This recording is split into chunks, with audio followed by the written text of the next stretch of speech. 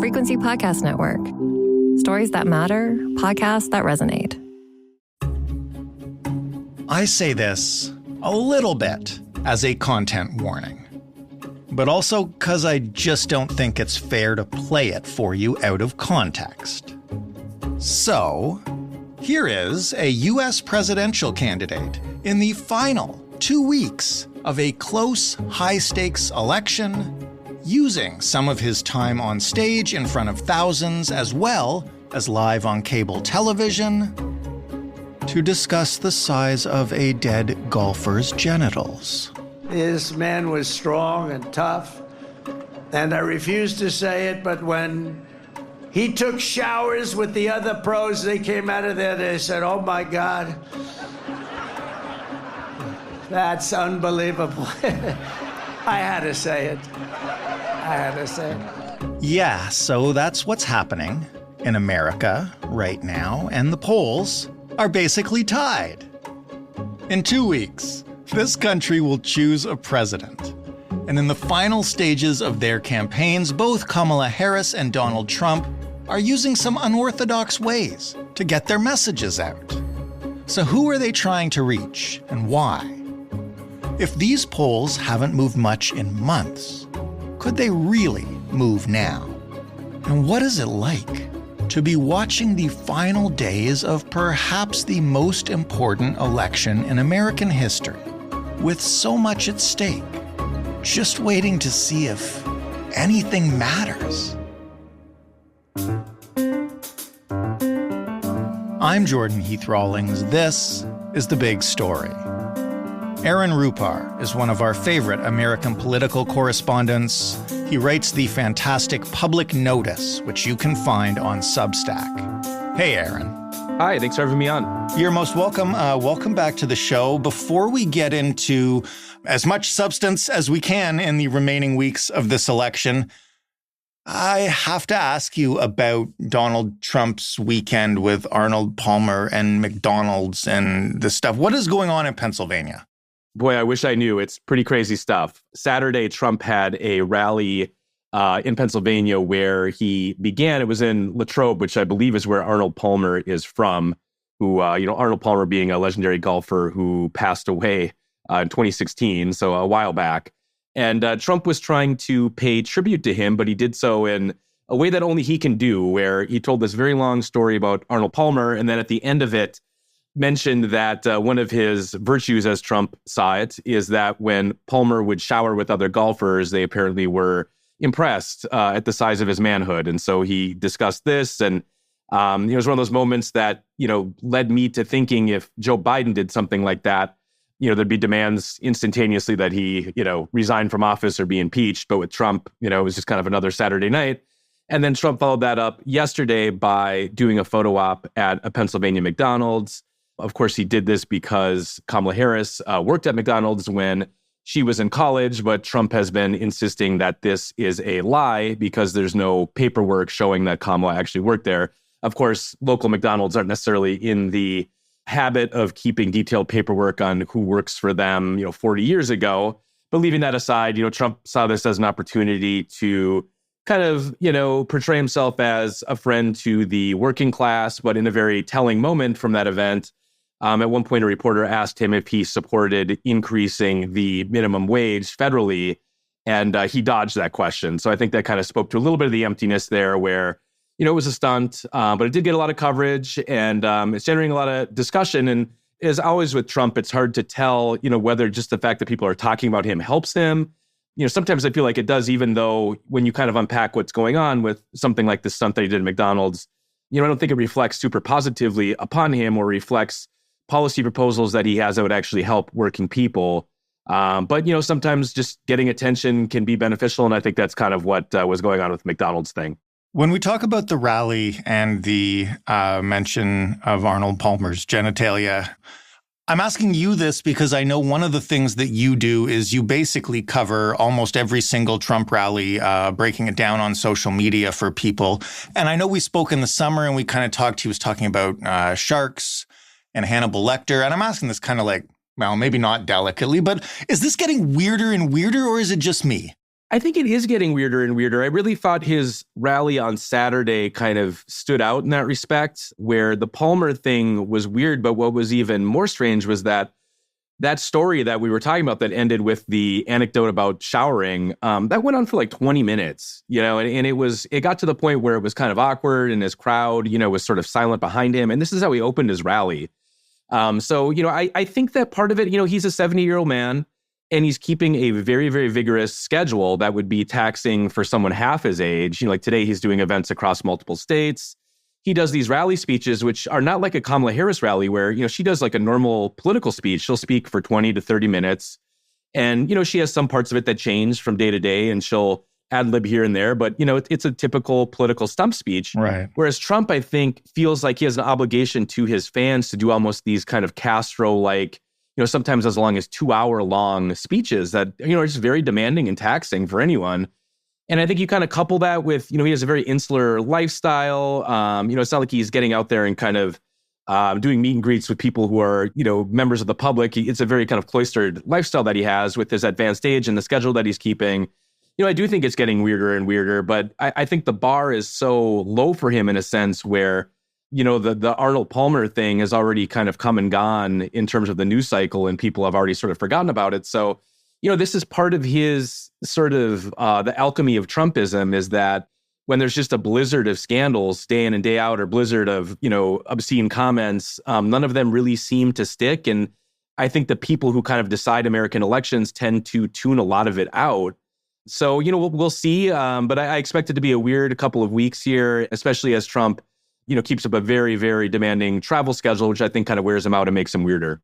You mentioned that meanwhile, Harris is doing, the stereotypical political speeches and rallies. Is she trying to call attention to this kind of behavior? Is she leveraging it? This is the kind of thing that, well, yeah, to your point, I mean, if Joe Biden was doing it, it would be a top story. How's it being covered in the mainstream press and by Harris? Yeah, Harris notably has started at her rallies playing clips of Trump comments. Last week, she repeatedly played the clip of Trump on Maria Bartiromo's show a week ago yesterday, where he talked about the enemies within, and he mentioned, the need possibly to deploy the military to deal with the enemies within, and he specifically mentioned Adam Schiff. So Trump supporters tried to spin those comments as being about undocumented immigration.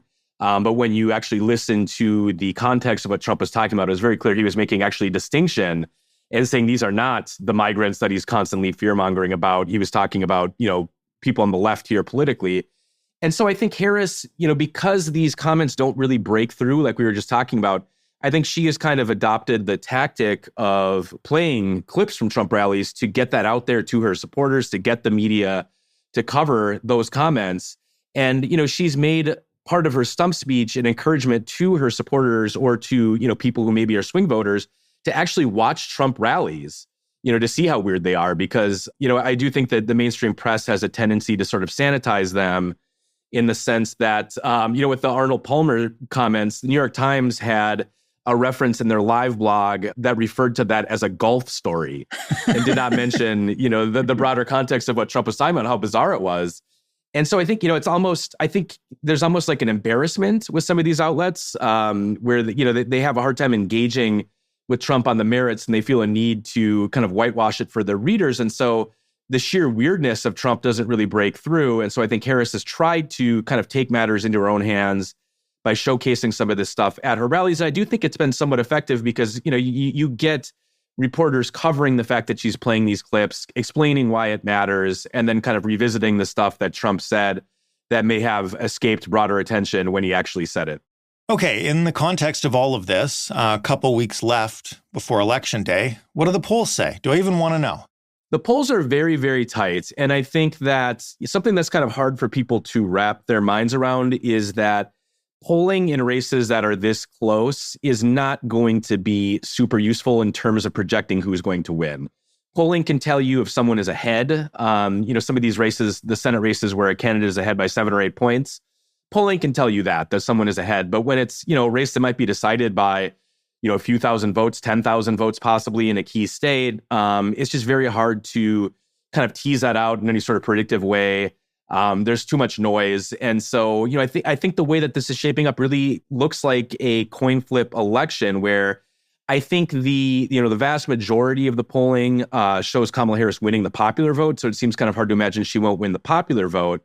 But then, of course, the winner here in the States is determined by the Electoral College. And that's where the picture is a little murkier because it's very possible she could win the popular vote by 2 or 3 points, but end up losing Pennsylvania, for instance, or Pennsylvania and Wisconsin, and wind up losing the Electoral College in a manner similar to how Hillary Clinton did in 2016. So, polling errors in the Trump era have been, a topic of a lot of conversation here in the States, where in 2016, the polls really underestimated his strength. And then again in 2020, that happened where, heading into election day, Biden in the national polling was ahead by 7 or 8 points. He ended up winning by 2 or 3, and it was kind of a nail biter. So there was a big polling error there.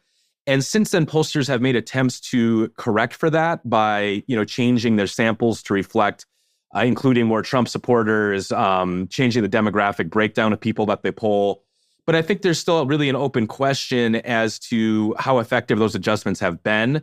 There's actually kind of a polling error the other way a little bit in 2022, where a lot of forecasters were predicting a red wave election. And of course, that didn't really happen. And Democrats ended up holding on to the Senate. Right. And so there's a lot of uncertainty. And I don't think polling is going to help us determine that. I also don't think analyzing the early voting is going to be super helpful because this election is so different than 2020 when we were still in the middle of a pandemic. And so sadly, I think we're just going to have to, kind of accept the fact that we're not going to know. And if you're the type of person, who is inclined to get out there and, canvass, door knock, try to get people to go vote, I think that's a better way to kind of channel your anxiety doing constructive things than fretting over polling. Both of these campaigns have been trying to reach new and untraditional audiences. Can you explain a little bit about how they're doing that? Yeah, that's been a really interesting dynamic of this election that I think is a little bit different even than in 2020, where Trump, for instance, has really been trying to make inroads with young male voters. And so last week he did one of the Barstool podcasts, which has a very young male audience. He's been doing other podcast hits with right-wing commentators that, kind of live on YouTube. So, kind of going around the mainstream media to appeal to specific demographics. And Kamala Harris has been doing something similar. She was on I'm going to blank on the name of something. I believe it's called the Call Me Daddy podcast or something like that. Call her daddy. Call her daddy. See, I knew that I had that slightly wrong. Massive podcast. I know it's a massive podcast, so I feel bad getting it wrong, but it's not one that I personally listen to. So right. I basically learned about what it was through her appearance there.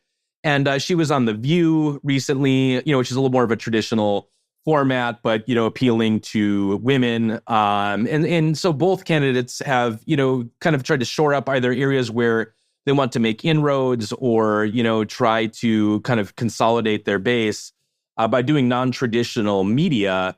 And, this comes as Trump obviously is kind of stiff-arming 60 Minutes. He didn't want to do the traditional sit-down interview with them. And, he ducked out of doing a second debate with Kamala Harris. And Harris hasn't sat down with the New York Times and has kind of avoided some of the legacy outlets that, the Biden administration, which she, of course, is a part of, has had a fraught relationship with. And so this seems to be kind of a new frontier of campaigning, instead of doing traditional campaign events or, doing an interview with the New York Times or Washington Post, take advantage of these new forms of media to speak to specific audiences and in different sorts of ways. You mentioned that this election is different from 2020, obviously, because the pandemic has faded. I am interested in that dynamic when it comes to media and them doing podcasts like this. Like, do we have any sense of who they're reaching, how effective it is, what these conversations are like? Or does this change too fast these days for us to have a sense of how effective this is as a communication tool for votes, if not just, for getting a message out? Yeah, I have not seen any specific data that would indicate one way or the other whether, going on a specific podcast is effective. I mean, I guess ultimately it's going to boil down to who wins the election. And I think that you would see the impact of these things show up in polling if it was dramatic. And, one of the interesting things about this race is that since Kamala Harris became the candidate in late July, it's been a remarkably static race where, within about a week or so of her ascending to the top of the ticket, she was ahead by about 3 or 4 points, and it has basically stayed there nationally. And of course, there's been some changes in some of the swing states, which have tightened a little bit. So to that extent, where you would expect the impact of doing, major podcasts to possibly show up in polling, we haven't really seen that. So I guess we'll just have to wait and see on November 5, and then, we can kind of Monday morning quarterback from there. Is there anything left that could shift the status of this race? To your point, these polls have barely budged. We've seen lots of bizarre behavior. What's out there that could still make an impact? The proverbial, I guess, October surprise.